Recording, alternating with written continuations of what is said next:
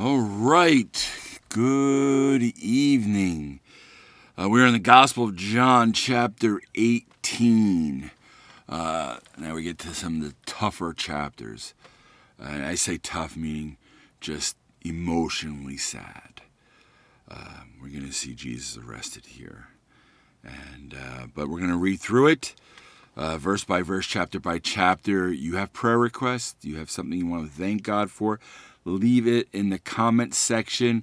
I will lift them up and pray for you, or lift up your praises also. But here we are, the Gospel of John, chapter 18. When he had finished praying, Jesus left with his disciples and crossed the Kidron Valley. On the other side there was an olive grove, and he and his disciples went into it.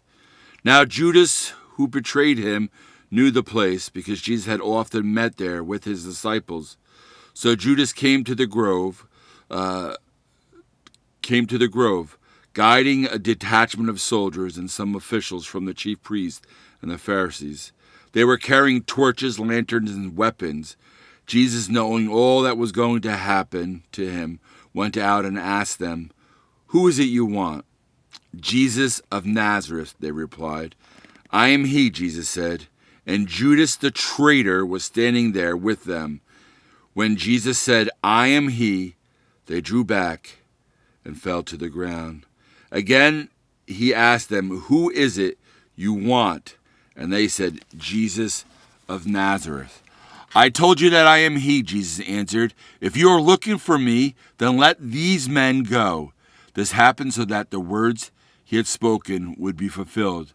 "I have not lost one of those you gave me." Then Simon Peter, who had a sword, drew it and struck the high priest's servant, cutting off his right ear. The servant's name was Malchus.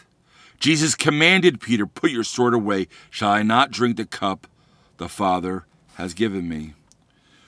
Then the detachment of soldiers with its commander and the Jewish officials arrested Jesus. They bound him and brought him first to Annas, who was the father-in-law of Caiaphas, the high priest that year. Caiaphas was the one who had advised the Jews that it would be good if one man died for the people. Simon Peter and another disciple were following Jesus because the disciple was known to the high priest. He went with Jesus into the high priest's courtyard, but Peter had to wait outside at the door. The other disciple, who was known to the high priest, came back, spoke to the girl on duty there, and brought Peter in. "You are not one of his disciples, are you?" the girl at the door asked Peter. He replied, "I am not." It was cold, and the servants and officials stood around the fire they had made to keep warm. Peter also was standing with them, warming himself. Meanwhile, the high priest questioned Jesus about his disciples and his teaching. "I have spoken openly to the world," Jesus replied. I always taught in the synagogues or at the temple, where all the Jews come together. I said nothing in secret. Why question me? Ask those who heard me. Surely they know what I said." When Jesus said this, one of the officials nearby struck him in the face. "Is this the way you answer the high priest?" he demanded. "If I said something wrong," Jesus replied, "testify as to what is wrong. But if I spoke the truth, why did you strike me?" Then Annas sent him, still bound, to Caiaphas, the high priest. As Simon Peter stood warming himself, he was asked, "You are not one of his disciples, are you?" He denied it, saying, "I am not."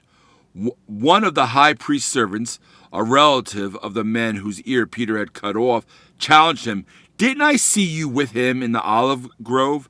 Again Peter denied it, and at that moment a rooster began to crow. Then the Jews led Jesus from Caiaphas to the palace of the Roman governor. By now it was early morning, and to avoid ceremonial uncleanliness, the Jews did not enter the palace. They wanted to be able to eat the Passover. So Pilate came out to them and asked, "What charges are you bringing against this man?"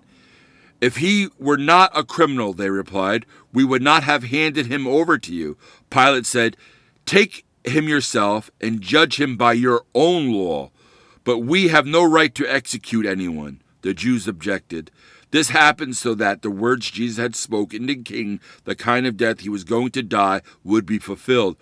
Pilate then went back inside the palace, summoned Jesus, and asked him, "Are you the king of the Jews?" "Is that your own idea?" Jesus asked. "Or did someone talk to you about me?" "Am I a Jew?" Pilate asked. "It was your people and your chief priest who handed you over to me. What is that? What is it you have done?" Jesus said, "My kingdom is not of this world.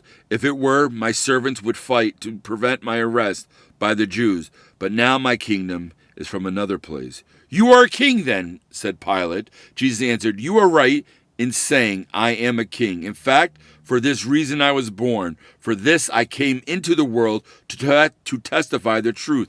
Everyone on the side of truth listens to me." "What is truth?" Pilate asked. With this, he went out again to the Jews and said, "I find no basis for a charge against him, but it is your custom for me to release to you one prisoner at the time of the Passover. Do you want me to release the king of the Jews?" They shouted back, "No, not him. Give us Barabbas." Now Barabbas had taken part in a rebellion. The Gospel of John, chapter 18. Leave a prayer request or a praise in the comments section, and I will see you again in chapter 19.